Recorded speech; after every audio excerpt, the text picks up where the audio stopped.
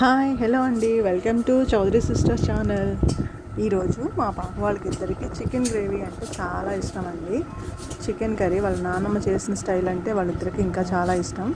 దానికోసం అని ప్రిపేర్ చేస్తున్నామండి. ఫస్ట్ మనం ఉల్లిపాయ తీసుకొని కట్ చేసి పెట్టుకోవాలండి. ఉల్లిపాయ తీసి కట్ చేసి పెట్టుకొని 2 పచ్చిమిరపకాయ ముక్కలు కట్ చేసి పెట్టుకొని, ఇది కుక్కర్లో చేస్తున్నారండి.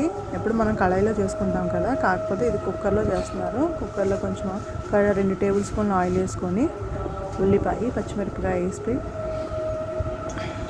చికెన్ అండి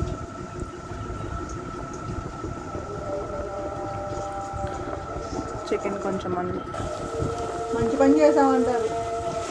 ఉల్లిపాయ పచ్చిమిరపకాయ కొంచెం బాగా గ్రేవీగా కాదండి, మనం మామూలుగా అయితే చాలామంది మిక్సీ చేసి పట్టుకుంటారు. అలా కాకుండా మనం ముక్కల్నే మామూలుగా ఫ్రై చేస్తున్నామండి.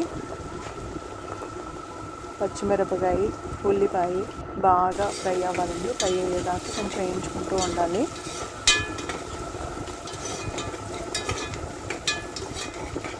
కొంచెం 2 కరివేపాకు రెబ్బలు కూడా వేయించాలండి. బాగా వేగిన తర్వాత కొంచెం 1 స్పూన్ అల్లం అండి, అల్లం వెల్లుల్లి పేస్ట్ ఉంటుంది కదా, అది కొంచెం పసుపు,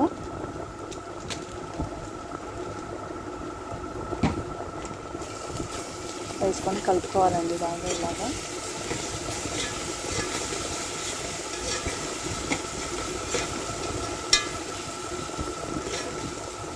ఇలా బాగా కలుపుకున్న తర్వాత కొంచెం సాల్ట్ అండి.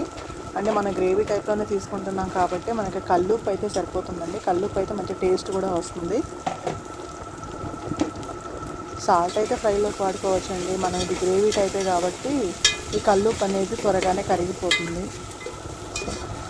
ఫ్రై అయిపోయిందండి, ఆనియన్ బాగా ఫ్రై అయిపోయింది. ఇప్పుడు చికెన్ వేస్తున్నాను దీంట్లో.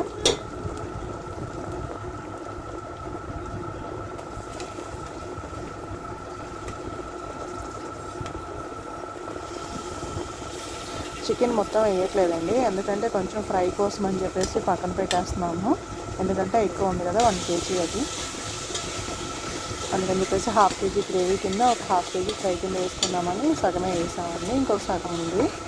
ఇప్పుడు దీన్ని కొంచెం బాగా కలుపుకొని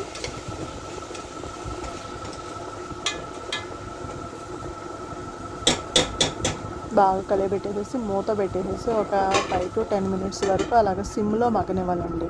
సిమ్లో పెట్టి మగ్గిన తర్వాత కొంచెం కారం వేసేసుకొని, ఇది కొబ్బరి మసాలా అండి. ఆల్మోస్ట్ గ్రేవీ అంటే మనకి పల్లీలు, నువ్వులు, కొబ్బరి, టమాటా వేసి మామూలుగా గ్రేవీ లాగా టైప్ చేసుకొని మిక్సీ వేసి ఆ గ్రేవీని మనం కలుపుకుందామండి. దీంట్లో కలిపిన తర్వాత కొంచెం బాగా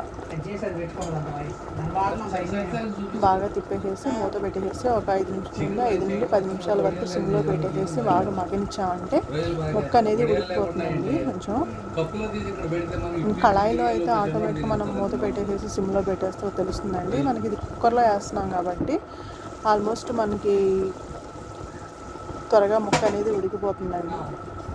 కొంచెం ఇలాగే బయట అంటే మూత పెట్టకుండా ఒక 5 నుంచి 10 నిమిషాల వరకు అలా బాగా కలయబెట్టేసుకుంటూ తిప్పనివ్వాలండి. చూడండి, 10 నిమిషాల తర్వాత ఇలాగా ఉడుకుతుందండి. కొంచెం చికెన్ మసాలా వేసుకొని, చికెన్ మసాలా అండి మామూలుగా ఇంట్లో గరం మసాలా కూడా ఉంటుంది కదా, గరం మసాలా కూడా 1 స్పూన్ వేసుకోవాలండి. ఇది వచ్చేసి గరం మసాలా అండి. చికెన్ మసాలా, గరం మసాలా 2 వేసేసుకొని కొంచెం బాగా కలయబెట్టుకోవాలండి. బాగా తిప్పిన తర్వాత కలిసిపోతుంది. చూసారా, ఒక 5 to 10 minutesలో అనేది మనకి కొంచెం మగ్గిందండి. ఇప్పుడు మూత పెట్టేసేసి ఒక 3 విజిల్స్ రానిచ్చేసేసి మనం ఒక విజిల్ వరకు సిమ్లో పెట్టుకోవాలండి. ఎక్కువ విజిల్స్ వస్తే కనుక మళ్ళీ ముక్క మెత్తగా అయిపోతుందండి. 3 విజిల్స్ వచ్చినాయి. ఇప్పుడు దీనికి నేను తీసి పక్కన పెట్టేశానండి. చూపిస్తాను మీకు ముక్క ఉడికిందా లేదా అనేది చూసుకొని చూడండి.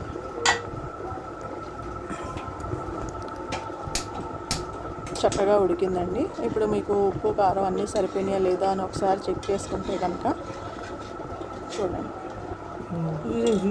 గ్రేవీ కూడా కొంచెం బాగుందండి. నాకైతే కారం ఉప్పు సరిపోలేదండి, అందుకే నేను కొంచెం వేసుకున్నాను. మీకు కూడా కనుక ఒకవేళ సరిపోకపోతే ఈ టైంలో అడ్జస్ట్ చేసుకోవచ్చండి.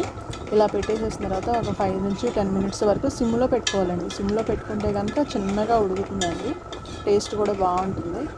నా హైలో పెట్టేసామంటే కొంచెం తొందరగా అడుగంటిద్దండి. ఇలా ఒక 5 నిమిషాలు ఉంచుకొని కనుక మళ్ళీ ఒక విజిల్ రానిచ్చేసేసి తీసి పక్కన పెట్టేసేసిన తర్వాత చూడండి, మొత్తం అయిపోయింది, రెడీ అయిపోయిందండి మసాలా గ్రేవీ. Super taste. మీరు కూడా ట్రై చేయండి. Thank you.